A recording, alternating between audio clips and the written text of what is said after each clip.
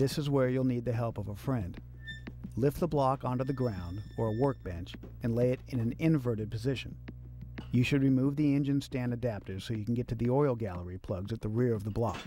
If they are fitted with the square type plugs, only use the proper hardened steel tool to remove them. Don't use the square part of one of your ratchet wrenches. They may feel stuck. Don't force them to the point of stripping them out. If you have a torch available, you can heat up frozen plugs until they are super hot.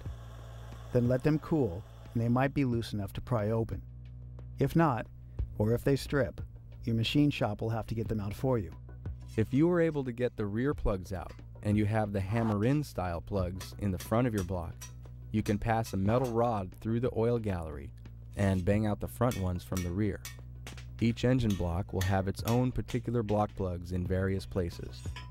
On this block, there's a sneaky hidden plug that can only be banged out after removing the oil pressure sender gauge fitting on the top of the rear of the block.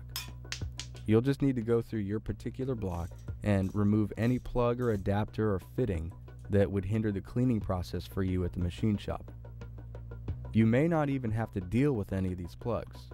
Most machine shops will strip down and clean the block for you as part of a standard service package.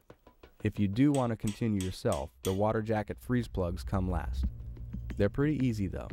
Use a punch and drive them into the water jacket area. They'll fall down inside, but you'll be able to grab them. Use something like a pair of large channel lock style pliers and then grab the edge of the plug and just lever it out. If space is tight, hammer the plug to the side until you can grab enough of it to pull on. One last thing, don't forget to remove your water jacket drain plugs. But if you remember, on one of our engines, we ended up stripping one of those. To get it out, we drilled right through it, and then we heated it up with a torch, and then let it cool down so that some of the threads might break loose. Then we banged an extractor tool into the open hole, and just wrenched on it until it finally let loose and threaded out. The only thing that should be left on your block, besides paint and dirt, are the camshaft bearings.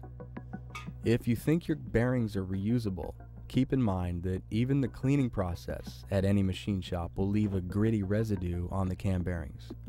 If you have any block work done, metal particles or shavings from the machining process are going to embed themselves in the soft metal of a good bearing and render it useless.